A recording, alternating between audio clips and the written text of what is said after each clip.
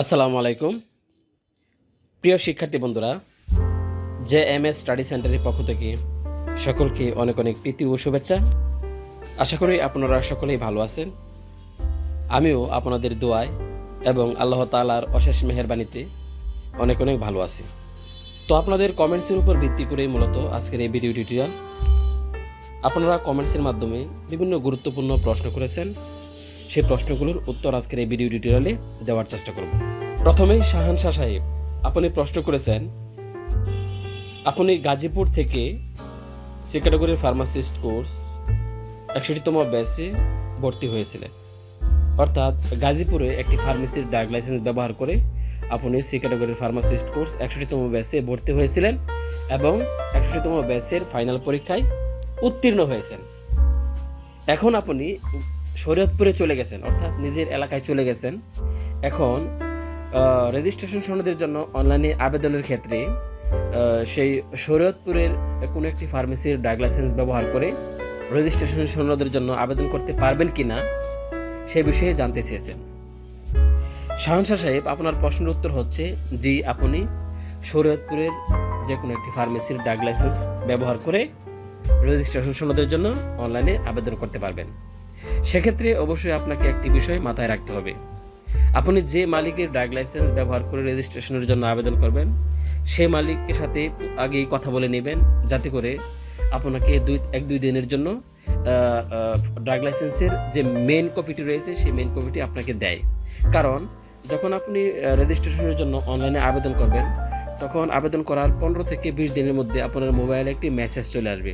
সেই মেসেজে উল্লেখ থাকবে আপনার সকল কাগজপত্রের মূল কপি নিয়ে 15 দিনের মধ্যে ফার্মেসি কাউন্সিলে যোগাযোগ করুন।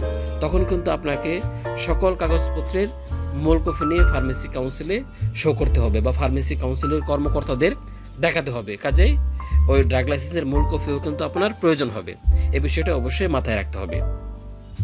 SR বাপ্পি সাহেব আপনি প্রশ্ন করেছেন, যারা 61তম ব্যাচে পাশ করতে পারেনি তাদেরকে পরীক্ষা দিতে হলে আবার পুরো টাকা পরিশোধ করতে হবে কিনা, অর্থাৎ ভর্তি হতে যত টাকা প্রয়োজন হয় পুরো টাকা কি আবার দিতে হবে কিনা।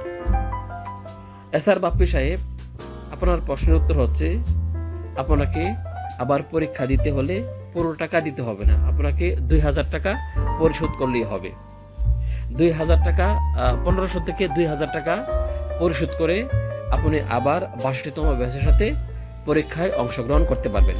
এক্ষেত্রে আপনি যেই সমিতির অধীনে 61তম ব্যাচে পরীক্ষায় অংশগ্রহণ করেছিলেন সেই সমিতির কর্তৃপক্ষের সাথে যোগাযোগ করবেন, এ ব্যাপারে বিস্তারিত আপনাকে জানিয়ে দেবে। MD রিয়াজ আহমেদ আপনি প্রশ্ন করেছেন, 1 বছর আগের সত্যায়িত ড্রাগ লাইসেন্স দিয়ে কি রেজিস্ট্রেশন সনদের জন্য আবেদন করা যাবে কিনা। অর্থাৎ আপনি বোঝাতে চাচ্ছেন ভর্তির সময় যে কাগজপত্রগুলো জমা দিয়েছিলেন সেই একই কাগজপত্র দিয়ে রেজিস্ট্রেশন সনদের জন্য আবেদন করা যাবে কিনা। SR বাপ্পি সাহেব আপনাকে বলতেছি, আপনি ভর্তির সময় যে কাগজপত্রগুলো দিয়ে ভর্তি হয়েছিলেন সেই কাগজপত্রগুলো দিয়ে আবেদন করবেন না, আপনি আবার নতুন করে এগুলো সত্যায়িত করবেন এবং রেজিস্ট্রেশন সনদের জন্য আবেদন করবেন।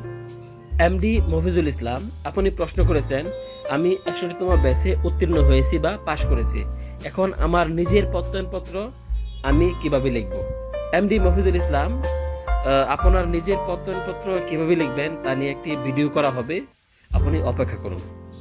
বাংলা নিউজ আপনি প্রশ্ন করেছেন, ফার্মেসির সিল না থাকলে করণীয় কি।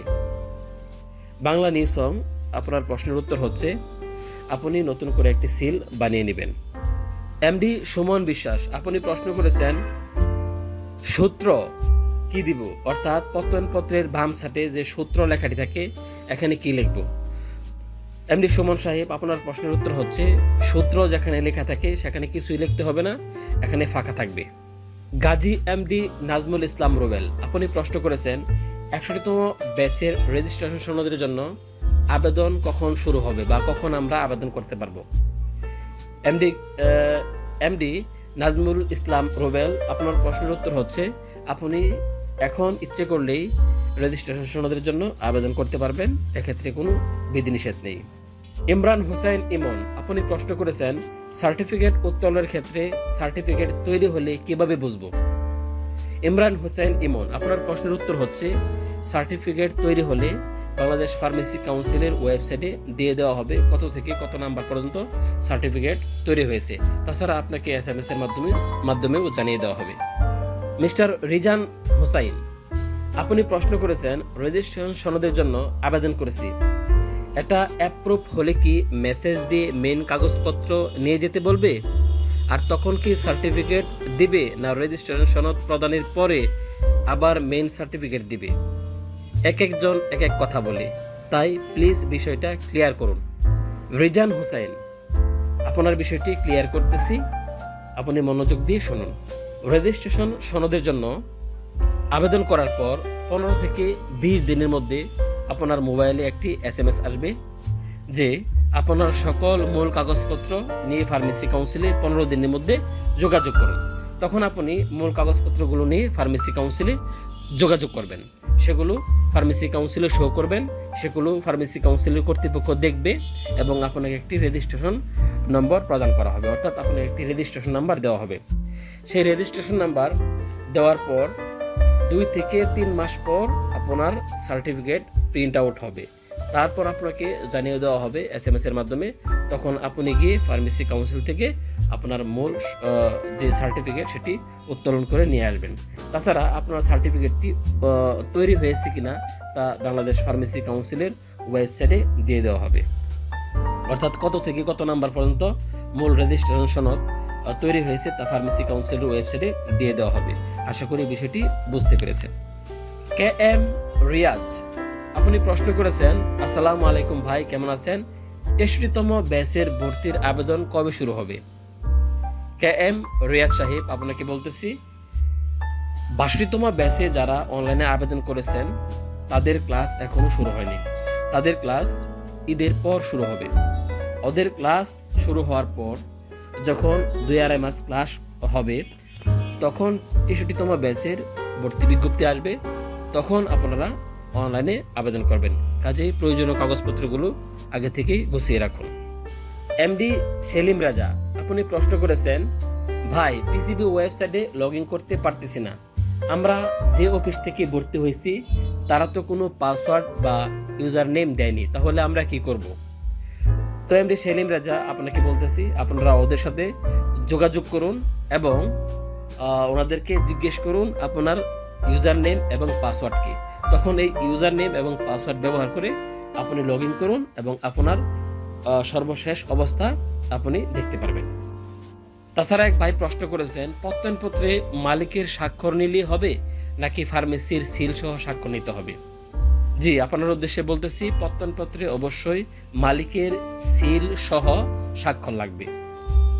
তাছাড়া যারা C ক্যাটাগরি ফার্মাসিস্ট কোর্স 62তম ব্যাচে অনলাইনে আবেদন করেছেন, আপনারা অনেকেই প্রশ্ন করেছেন 62তম ব্যাচের ক্লাস কবে শুরু হবে। তো আপনাদের উদ্দেশ্যে বলতেছি 62তম ব্যাচের ক্লাস ঈদের পর শুরু হবে, কারণ বর্তমানে পুরোদমে BCDS এর নির্বাচন চলতেছে, অর্থাৎ বাংলাদেশ কেমিস্ট অ্যান্ড ড্রাগি সমিতির নির্বাচন এখন পুরোদমে চলতেছে। কাজেই ঈদের পর আপনাদের ক্লাস শুরু হবে। আশা করি এই বিষয়টি বুঝতে পেরেছেন। প্রিয় শিক্ষার্থী বন্ধুরা, আপনারা যারা C ক্যাটাগরির ফার্মাসিস্ট কোর্সে ভর্তি হয়েছেন তাদের মধ্যে বেশিরভাগ ছাত্রছাত্রী ফার্মেসি ব্যবসার সাথে জড়িত, যার ফলে সকাল থেকে সন্ধ্যা পর্যন্ত ব্যস্ত থাকতে হয়, পড়াশোনা করার মতো সময় হাতে পাওয়া যায় না। তাছাড়া এই বয়সে এসে পড়াশোনা করার মতো এনার্জি কারো থাকে না। সকলেই চায় কিভাবে সহজ পদ্ধতি অনুসরণ করে পাস করা যায়। কাজেই আপনাদের রিকোয়েস্টের ভিত্তিতে মডেল মেডিসিন শপ স্থাপন ও পরিচালনা প্রশিক্ষণ ম্যানুয়াল বইটি অনুসরণ করে ছোট্ট আকারে একটি ফাইনাল সাজেশন তৈরি করেছি। তাছাড়া এই সাজেশনটিতে বিগত সালগুলোতে পরীক্ষায় যে প্রশ্নগুলো এসেছিল তাদের মধ্যে থেকে গুরুত্বপূর্ণ MCQগুলো সিলেক্ট করে সংযোজন করা হয়েছে। সাজেশনটিতে প্রথমে প্রতিটি সেশনের ব্রিফ কোশ্চেন এবং তারপর প্রতিটি সেশনের MCQ দেওয়া হয়েছে। আশা করি এই সাজেশনটি ভালোভাবে অনুশীলন করলে আপনারা অন্তত পরীক্ষায় ফেল করবেন না। তাছাড়া যারা আমাদের কাছ থেকে এই সাজেশনটি নেবেন তাদেরকে পরীক্ষার আগে আরও কিছু শর্ট নোট দেব, যাতে করে আপনাদের সকলের ফাইনাল পরীক্ষার প্রিপারেশন ভালো হয়। ফাইনাল সাজেশনের জন্য যোগাযোগ করুন এই নাম্বারে 017180666295। সকলকে ধন্যবাদ। আসসালামু আলাইকুম।